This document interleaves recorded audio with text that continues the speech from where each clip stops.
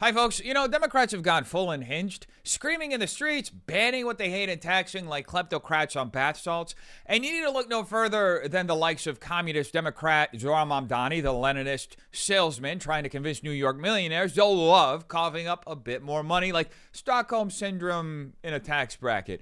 And then we've got Greta Thunberg docking her so-called freedom flotilla in Tunisia to declare genocide on behalf of her Hamas fanboys.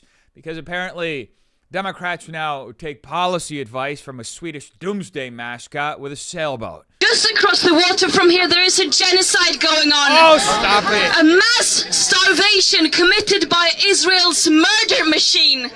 Keep your eyes on Gaza. We have global media reporting about this mission. Where is global media when it comes to reporting about the hell they're going through in this genocide? Where is global media when it comes to holding war criminals to account? When it comes to defending their journalist colleagues who are being systematically targeted and killed, risking their lives reporting about the situation in Gaza. This genocide is being enabled and fueled by our governments, our institutions, our companies, our elected officials who are supposed to represent us. End your complicity, everyone, end your complicity in this genocide. Be human. No one is free until Palestine is free.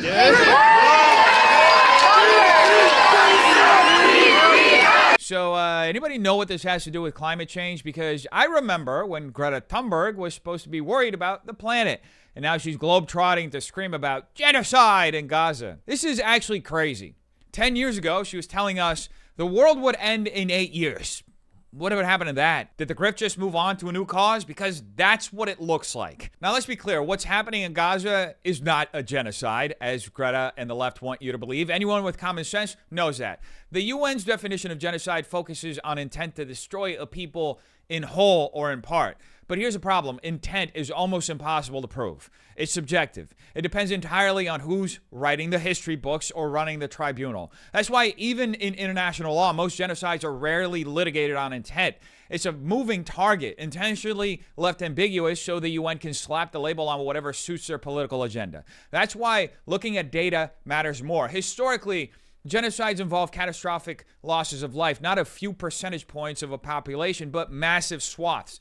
In the Holocaust, for example, about 6 million Jews were exterminated, roughly 67% of Europe's Jewish population. In Rwanda, somewhere between 50 to 75% of the Tutsi were wiped out. In the Armenian genocide, estimates run from 44 to over 80% of the entire Armenian population in the Ottoman Empire. When you study the numbers, the pattern is clear. Real genocides tend to eliminate at least a third and often more than half of the targeted population.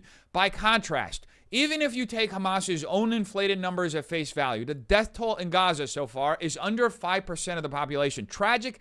Yes. Bloody? Yes. But not a genocide. Not by any reasonable historic measure. And let's not forget, Hamas has been caught staging photos, faking casualties, and putting makeup on people to inflate propaganda. These are not credible sources at all. What's happening here is war, and war is ugly. No one denies that. But inflating it into something it isn't is dishonest. The reason this war began also matters because, let's remember, folks, on October 7th, Hamas invaded southern Israel. Ironically, one of the most pro-Palestinian regions in the country, full of liberal activists who used to cross into Gaza for humanitarian missions. And how were they repaid? By being slaughtered, kidnapped, raped, and murdered. Men, women, and children. That was the spark for this entire conflict. So what did people expect Israel to do as a response? Sit back and let it happen again? Imagine if Mexico crossed into California and butchered American families in their homes. You think America would just shrug and move on? No, America would crush Mexico to make sure it could never, ever do this again. Israel's response is the same. Brutal, yes, but existential in the context of the events. Now, obviously, none of this means innocent people should be dying. Civilian deaths are always tragic. Nobody supports that, but let's not ignore the context. Hamas is the elected and supported government of Gaza. Hamas hides behind civilians, stores weapons in schools, launches rockets from hospitals, and dares Israel to respond. When you embrace that strategy, or at the very least tolerate it, you are choosing to let yourself be used as a human shield for a terrorist movement, and that's a truly grim reality. So to make things absolutely clear, no, this is not a genocide. It's a war. It's brutal, it's bloody, and it's tragic. Real genocides exist in history, and it's an insult to those victims and their families to water down the word just to score cheap political points for your side. Less than 5% of Gaza's population dying in a war is terrible, but it does not meet any serious definition of genocide, and to call it that is a lie. And it's telling that activists like Greta need to exaggerate, because without the exaggeration, their moral argument completely collapses.